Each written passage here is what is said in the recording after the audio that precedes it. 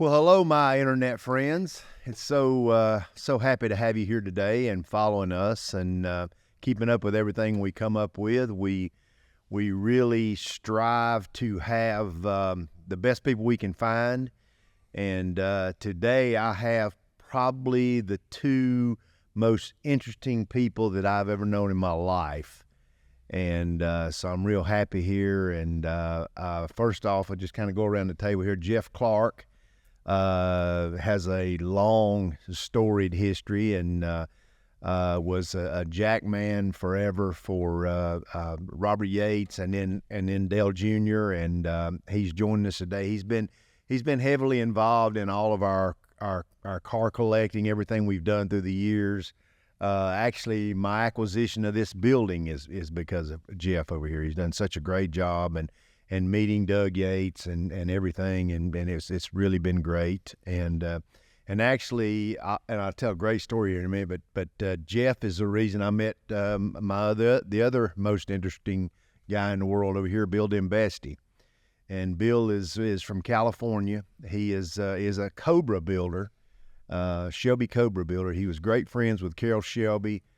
He's got a tremendous amount of great friends through the years, and so Jeff introduced me to him, and we've done a lot of business. We've become great friends here the last few years, and we've done a lot of business together. And he forgot more about Carroll Shelby than most people know. And so glad to have him. Thank you, Bill, for joining us today. I know you don't like to do podcasts, and neither did Jeff. Jeff does them, but Bill doesn't. And I asked him, and he was kind enough to join us. And of course, I got my partner here, my co-host Brian Barr. He's with Streetside Classics, and has a good feel for the market as far as the collectability of these cars, the up and down values.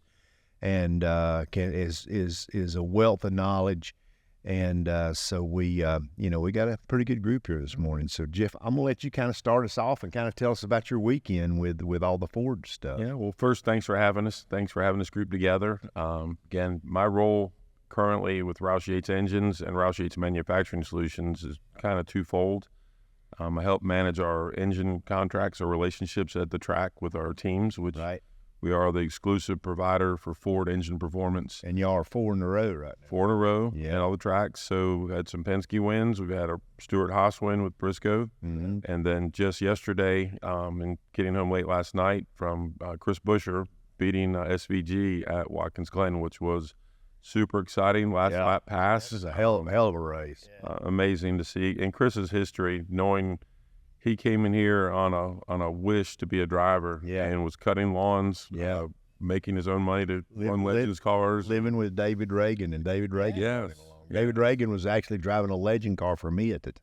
That's good history there. And told us, said, you watch this kid, he's good, and he is. And he's good on track, and he's good off track. He is first class. That's the part you really enjoy when you get to meet a lot of these drivers over the years that they're good people. Yeah. And do anything for you, but they're committed. And yesterday he made a pretty committed move in that corner.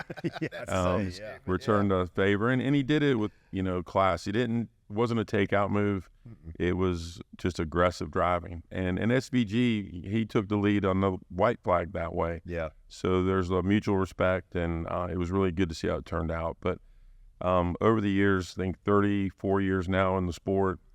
1990 started with Davey Allison as a jackman, right? Or 91, like it's a long time ago. Started over the wall and working with Robert Yates and Doug Yates. That was how my start began, and eventually worked in the engine room, and then moved on to Delaware Incorporated, where we had some history. And that was a good run there, helping build that program up and getting Dale Jr. to start in Cup.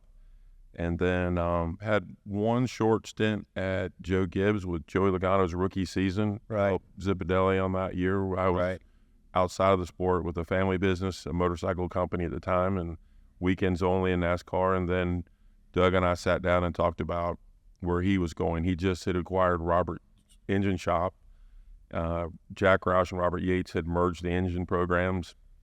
Doug had always run them, but now he was going to be the official owner. He had purchased Robert's share in it, and he needed people that knew the industry, people he trusted, and he said, let's get the family back together. Let's get this organized. And that was in '09, and never looked back. I've been there ever since. And It's kind of like the mob. You can never leave the sport. right. Exactly. Yeah. So it's been a lot of fun. We've built our program up extensively. At the time, we had 6 race teams with our engines. It was the Roush cars, the Yates cars, and Wood Brothers, and Richard Petty. And then we soon acquired Stuart Haas from Chevrolet, and then Penske. And it's built into a really nice program. Doug does a phenomenal job on the performance, and again, Phenomenal. it speaks for itself. 4 wins in a The row. whole organization, just incredible.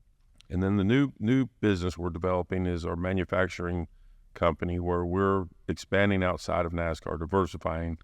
We're working with the same machines that made our engine parts for years, the CNC equipment. Bill has plenty of that as well. But we've ventured into communications devices, radio housings for large companies. L3 Harris is a big communications company for the military. Right. It started with that, and then it's branched into many other opportunities with satellites. Everybody knows about the satellite war going on with the 2 big groups that are trying to get up in space, and it's been fun to be a part of that. And then we're venturing into medical and then other defense areas. So it's been a great area as NASCAR has changed. The next-gen car has changed the labor pool. It doesn't require as many people. It's saving money. Right. It's working, but we don't want to lose those skills. So those talented people are now transitioning into our machine shop and helping us make parts that count, medical parts that save lives, and communications that make business better and the world better. Right. Oh, it's absolutely incredible what y'all got going on there. We had Jeff has known me for quite some time, and we have a very close mutual friend that actually did the lettering on my trucks in my previous company. And so we're able to meet, and basically all of my collector cars that we had were down in Indian Trail, and I bought which is the southeast side of Charlotte. And so when we moved up into this area, I had a branch office up here that I moved all the collector cars into, but it still was 45 minutes from my house because you had to drive around the lake to get to it. So one day I called up Jeff and I said, buddy, you know everybody up here. I said, help me find a building. So honest to God, it was maybe 3 or 4 days later, Jeff calls me up and he said, well, how would you just like to buy our building? And I'm like, that sounds great, but I don't know if I can afford that. And so he said, well, what about if we lease it back from you for 3 or 4 years? I said, maybe we might could do that. So actually, and that's kind of how I got to meet Bill was because come over and Jeff shows me around, and we put the deal together and bought the building, moved all the cars over to here. And then I bought a Shelby Cobra, and found out that the Shelby Engine Company, who Bill owned then at that time, or still does, was developing the engines for the Shelby Cobras and doing it through Roush Yates. And so I found out that my Cobra motor was being built on the other side of that wall right there. And I'm like, well, wait a minute, I'm sitting here waiting on this car. The engine's right over here. I said, goodness sakes. I called up Jeff. I said, Jeff, is it, instead of shipping this engine to California and Bill saying a blessing over it and shipping it back, I said, anyway, I can just pick it up here. And so Jeff is like, well, I don't see why we can't do that. He said, but we got to get Bill's permission. They called up Bill and made the deal happen, and we picked it up back here. But it was really cool. But this gentleman here, he is a Shelby dealer in Windsor, California. Has sold how many Cobras through the years? Oh, 300. 300-400, yeah, probably. Easy. One year he sold 50. 50, goodness sakes. And that was, and Bill, he kind of specialized early on. He did the Cobra replicas, and then it's really always continually been the continuation cars. But Bill has a good relationship with David Kirkham out in Provo, Utah, and he builds the bodies, the aluminum bodies for the Cobras. Well, part of me owning this building was Jeff calls me up one day and he says, guess what? He said, you're a partner of Roush Yates now. And I said, oh, really? I said, how the hell did I do that? And he said, I don't know, but you are. and so he said, we're going out to Sonoma to see the race in Sonoma, California. So part of that trip was to go and have dinner with Bill and his lovely wife Lori in a cave that they have, which was really cool. And Bill's a caveman? Yeah, he's a caveman. Yeah, man. So yeah, that's what he's regarded Bill's a caveman. But we went to the house, had a wonderful time. Well, Bill takes us out and shows us his cars, and one of my claims to fame is I looked at him and I said, Bill, I said, I already had the polished aluminum car, and Bill had all three of them. And I said, Bill, I said, how many other people in the world have all three 50th anniversary Cobras in aluminum? And Bill thought a minute and he said, me. And I said, dude, I want to be number two. Yeah, that was my goal, was to be number two. So just as soon as I got to be number two, then Bill sold all his. So I was still number two, but I was not the only one. So but tell us a little bit about how you got started, your relationship with Carol, the whole Bill is famous. Now I'm gonna tell you this before you get started.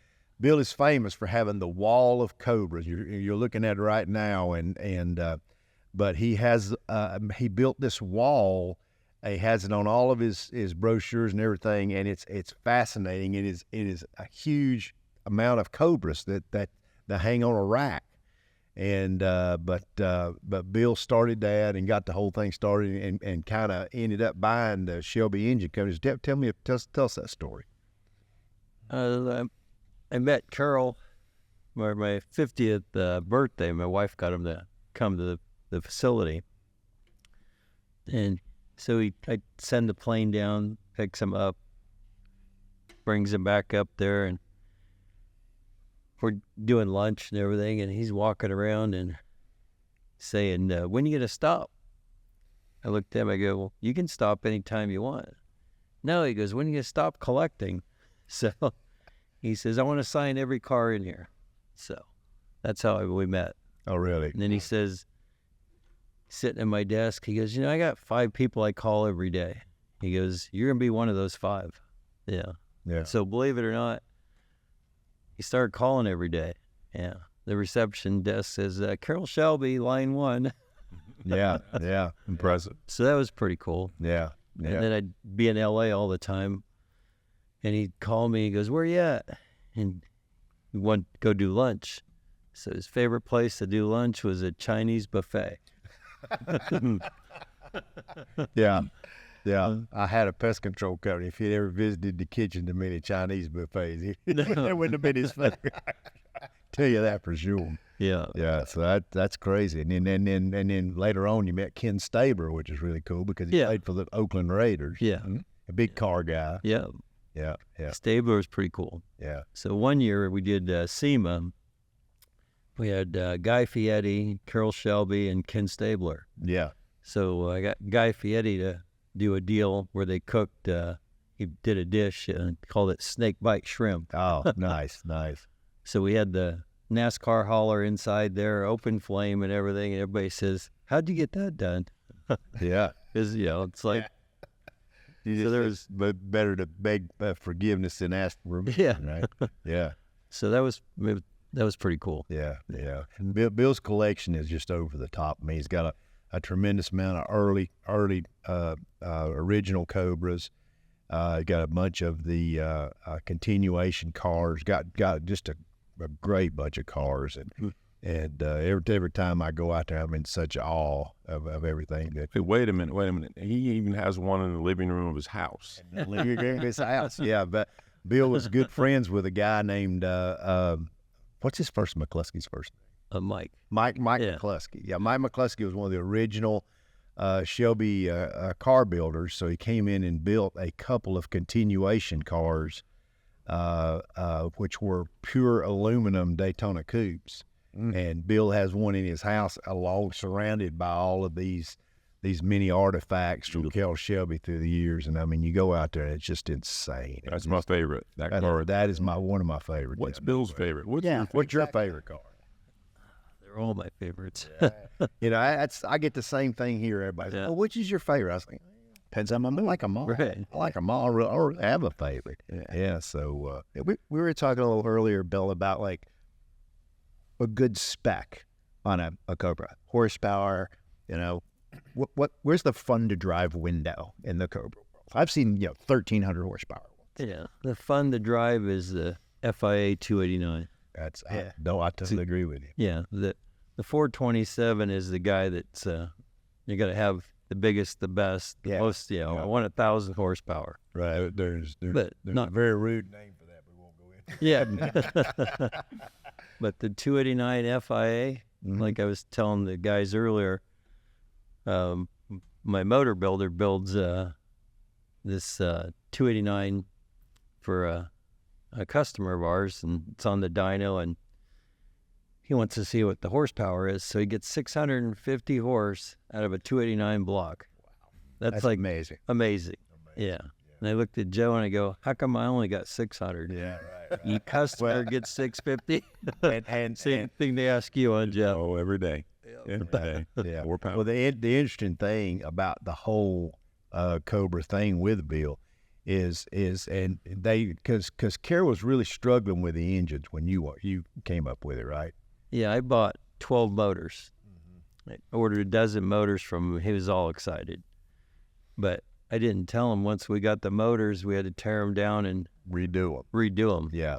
For some reason, his motor builder was not as good as Carol thought he was the best. So, but the reputation of the engine company wasn't that good. Yeah. And I didn't have the heart to go to Carol and say, hey, Tell him that. yeah.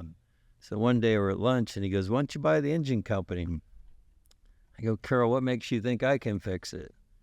And he says, you've been in the trucking business your whole life. He goes, you can do anything.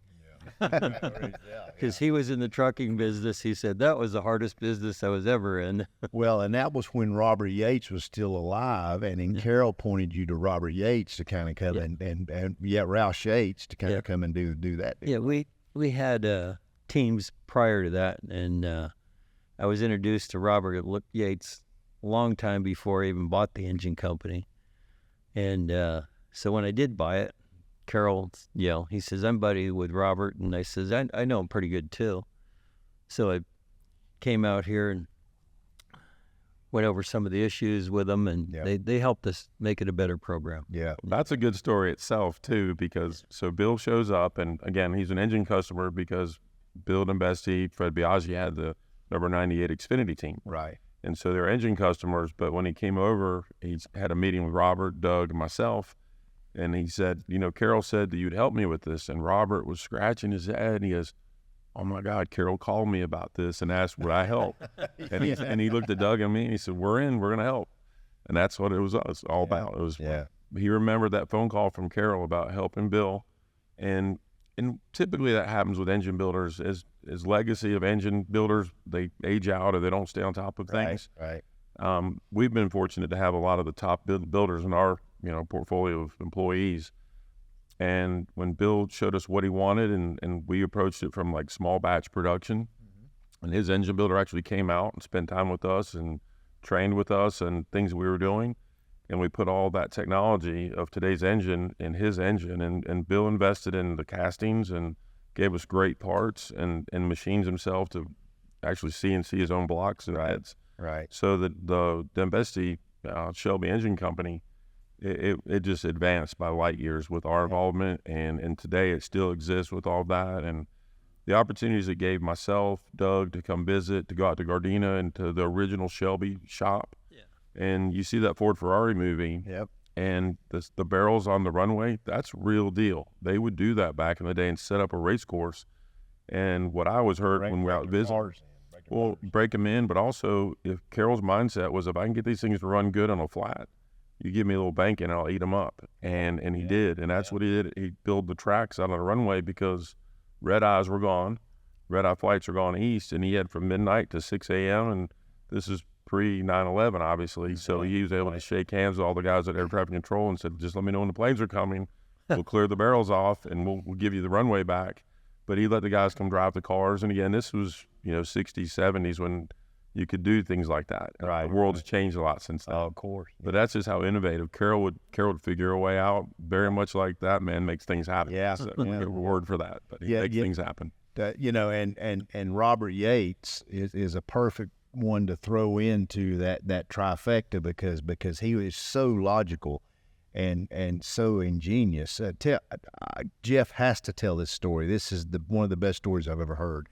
Tell us the story when you went to school with Doug, and then he went to work for Robert Yates Racing. Well, but he didn't have any experience. So tell the story when you became the jackman. It's a great story. So being friends with Doug, I would go over to the shop in the evenings. I worked for my family's insurance company. I was an underwriter, analyzing contracts and financial statements all the time. Little boring behind a desk every day. Right. And growing up as a kid, I was a kid with the go-karts, the mini bikes, and so was Doug, and we related on that stuff. So he said, come over to the shop after work and help us get ready for next week's races. So I'd clean the toolboxes up, get all the chemicals replaced, and get it ready to go to the next week's race. Well, I was there that summer after I'd done that for about a year. Jake Elder, Suitcase Jake, was our crew chief. Joey Knuckles was our car chief, and he said, hey, you played sports in high school and college. Come out in the parking lot. Let's show you how to use the jack. Jeff's 6'5". I mean, he's a big athlete. So they got me to understand the way the jack worked, the footsteps he needed to get around the car. They actually took a show car out in the parking lot. I spent all morning getting my footwork done, jack the car up, drop it, run around, getting ready. And they said, okay, it's 7, 8 o'clock in the morning. Robert's going to be here at 10 o'clock with a stopwatch, and he's going to check you out. If you're good enough, maybe we'll put you on the pit crew for next year. So Robert arrives. I'm dripping sweat because I've been running around all morning. It's August. It's a hot summer. And he goes, go in the shop, get a drink of water. When you come out, you give me your best time around this car. So the time of a jackman is from when the right side of the car drops and how fast you get around the left side and get it up to let the guys change left side tires. So basically raise the right side of the car, and Robert had his stopwatches. He goes, when I say go, you give me your best time. Yes, sir. So he screams go. I drop the car. I'm going on the front of the car, and my feet come out from underneath me. And I go down on my elbow, but I bounce right back up, and I get to the left side, and I finish it. But I'm just dejected. I'm like, I just screwed up my first audition for this position here. And Robert waves me over, come over here. And I got blood dripping down my elbow where I went into the asphalt pretty hard. And he goes, look at the front of the car.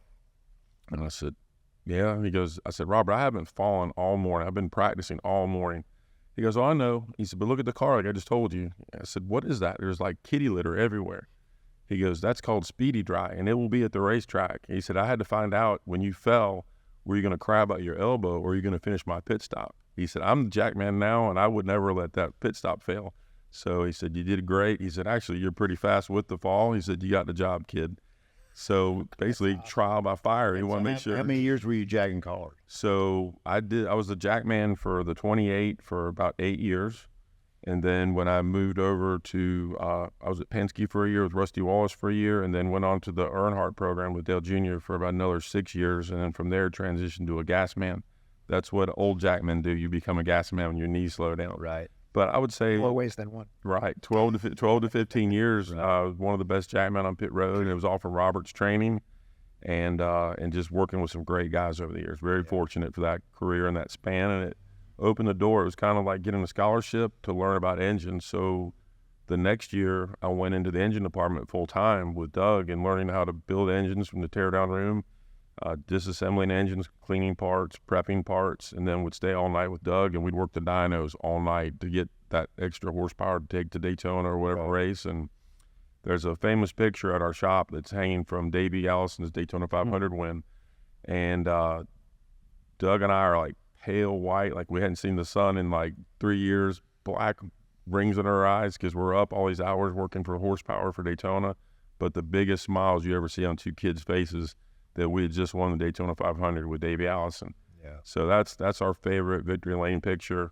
And even though, I took a little different course of changing teams, Doug and I still have the same amount of Daytona 500 rings. We both have 11 wins, which is just phenomenal to think someone's won the race that many times. Yeah. But when I came back to work with Doug in '09, we had the same amount of wins, and it'll always be the same. So that's good. We won't ever be ahead of each other. We don't have to worry about that. Right. Well, So, and I think it's interesting that you put Robert in the same category with Carroll and because what used to and Bill, because what used to drive me crazy was, when I would be online and Carroll Shelby had signed a glove box, and you'd get these people that, keep in mind, the '66 Le Mans 1, 2, 3 finish, that was what, 60 years ago.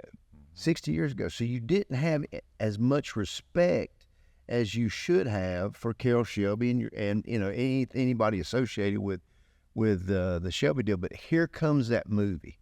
yeah. And Lord, boy, did it change. I mean, because we were fans. Of course, we're old guys, but we were fans, and we knew the Shelby story, and had a lot of great respect for Carroll, but when everybody finally learned that story, did you see much change after the movie came out?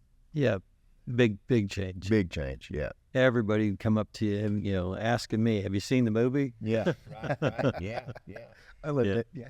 Yeah, And one of the great things in my life is having this building, because there's so much history in this building because of all the stuff that they'd done with you and all the stuff that you know in NASCAR. And then I don't know if you can see behind me here, but this picture on the wall back here, that's a picture of Robert Yates working at Holman and Moody in 1967, hanging above the Holman and Moody replica, or not replica, but heritage car from Ford. Tell us a little bit about the story, Jeff, when Robert came in here and y'all were struggling with the B6s. Yeah. So this very area we're sitting now was our machine shop. We did all the block preps for the cylinder head prep. All the prep for the engine build would happen in this room right here, with all the machines are in the area, and then would progress out the door to the assembly. And at the front end of this, the turbocharged engine was just different from us. We were always with V8 natural aspirated engines. We'd done a lot of road racing, but as we moved into the turbos, we were trying to make so much power out of it that we were lifting the head gaskets. We were having a lot of trouble. Right. So we had gotten real close on the durability side. So when you do a durability, they want to run 30 hours on an engine on a dyno that will simulate the race laps, Right. acceleration, deceleration, pit stops, burnouts. We have the ways to replicate the exact race. So at about 18, 19 hours, we're lifting head gaskets. We couldn't get this engine to live. We couldn't figure it out. So the block of the EcoBoost has what you call an open deck. So the cylinders are in an open area where there's not material casting to hold them to the deck of the block. So under the high pressure of the turbo, they start to move around, and we couldn't figure out how to fix it. We were going to make a real thick deck plate, but then that made it where the cylinder heads had been higher in the engine, and it wouldn't fit in the engine compartment. So we're in a big problem. And this is how many hours before the 016? We're a month, within 3 or 4 weeks of the race. So Robert came over to give us some ideas. And at the time, he's 70. He was in just about 70. He was approaching 70, yeah. And he's struggling from pancreatic cancer. And liver cancer. And so, but he came in, looked at everything. He told our machinist to go to the tool room, get the material out, give me some brass rod. And I'm like, brass rod? And he said, let me show you how to fix this. He got a reamer, and we can talk about it now, but when we first went through this, it was like top secret, right? Top secret, yeah. And I'll tell another story. Mike saw this thing where I'm getting ready to tell you about, and he said, can I take a picture of that? And I was like, no. You can't take a picture. Were you nuts? So this is pre-Le Mans. We're not at the race yet.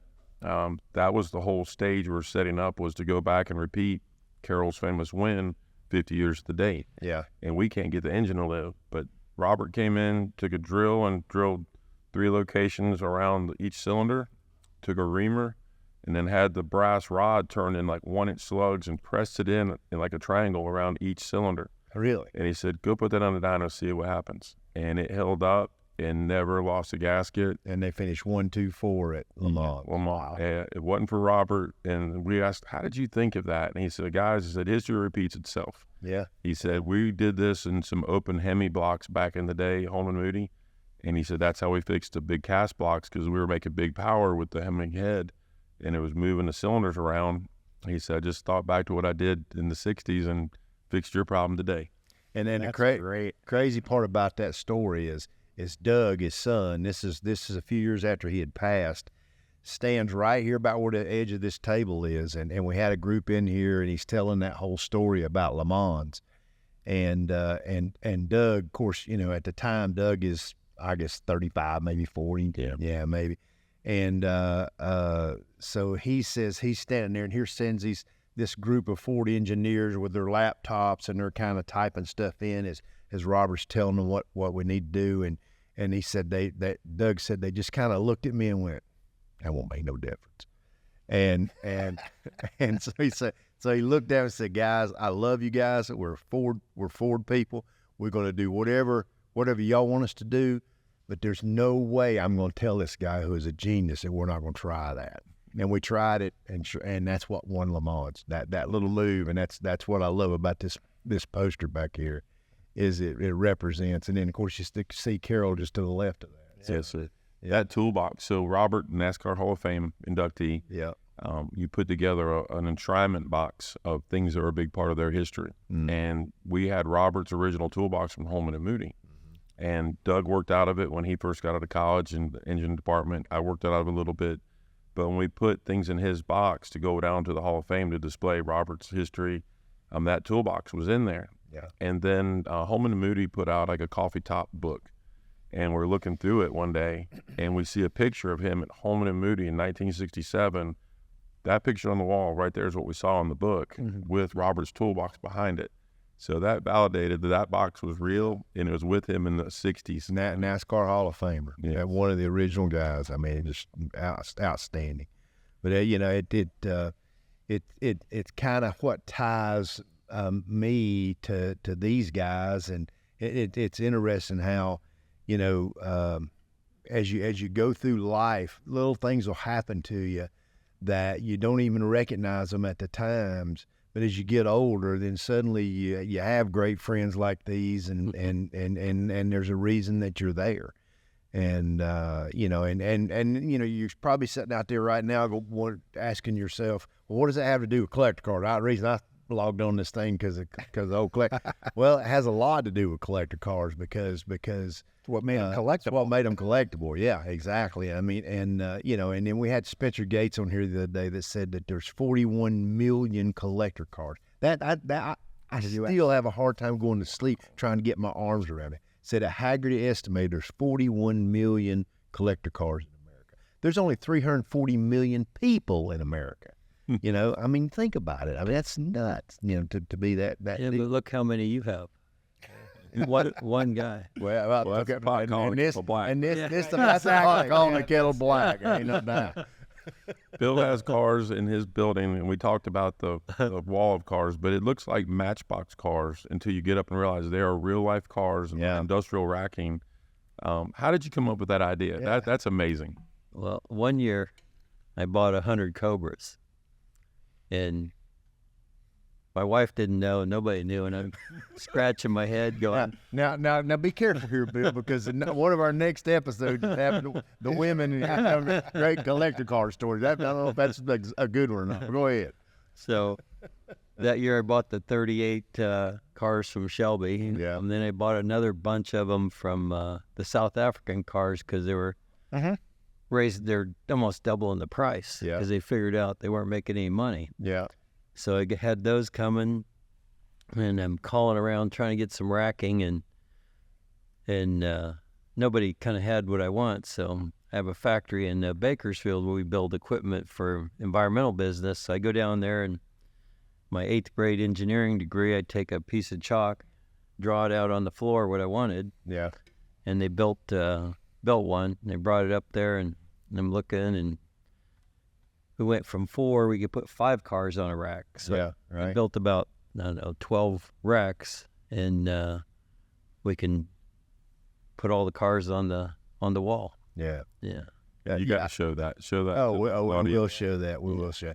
And one great story that I love about Bill is this past weekend we just had his beautiful granddaughter here for her wedding, and she's been dating this guy that we love, and his name is Shelby.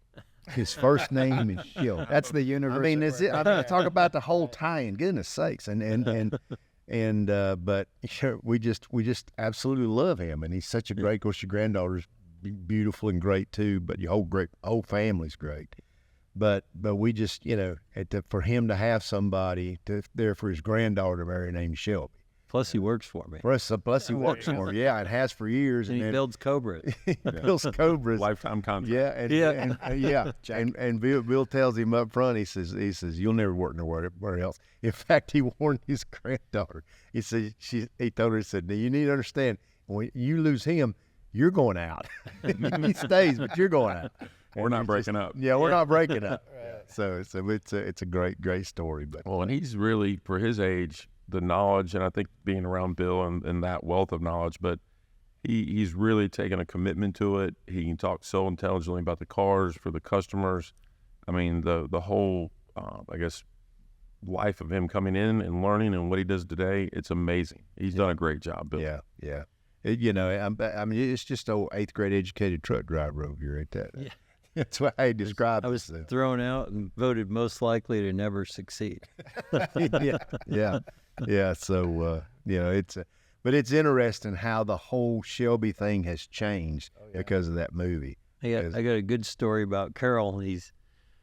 I'm taking him back to the airport one day, and he goes, "Be careful." He goes, "I'm kind of concerned about you're spending too much money on this Shelby stuff." And I said, "It's all good, Carol. Don't worry about it." And he says, "I'm really worried about this Hemi motor that you're building." He goes, "My guys told me it'll never work." And I go, "Carol, no means yes to me. So when someone tells me no, it's game on." Yeah. Oh yeah. I know. Yeah. Challenge accepted. So we had a barbecue, and every year we threw on, and Carol's there, and we put the Hemi motor on an engine stand, and we fixed all, we made it run. So I got a picture of him with his hands on it, blessing it, and he says, "Sounds good." Yeah. Yeah. And for all you folks out there who are not necessarily engine fluent, a Hemi was built by Chrysler in the 60s and 70s, but it has a hemispherical chamber and a spark plug right in it, and it makes a ton of horsepower.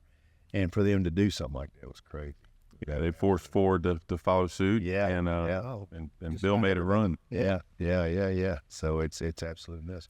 Well, we're getting close on our time, so I really can't thank you guys enough. Thank you so much for coming and doing this, because Thank you. Bill didn't do this. I mean, this is Jeff's done a few, and of course Brian does a lot with me, but he didn't do this. So this is a big deal for him. I told him, I said, I know you're not a real big talker. He never has been. But he's a doer, and so it was my challenge was to get him to share some passionate stories, and which I knew he would be have a big input into, but just love you, man. Love all you guys. Thank you. And you two are truly the most interesting two people that I know, and that's the God. We're gonna get Bill a Dos Equis sponsorship. Yeah, that's interesting. Yeah. Brian, you got anything else you want to add? Well, I'm good, Mike. I love that idea that you're talking about if you have a car and you want us to take a look at it, here at Parking Money, we'd love for you to bring it in, ship it in. We'll take a look at it. We'll get a team of experts together, give you a valuation on that car. We didn't talk too much about the market this episode because we got so into some cool Ford and Cobra stories. Yeah. But that offer is out there and stands. If you've got a car that you'd like us to do, we would love to, and we'll do it and swap for the content, just the content to show everybody else.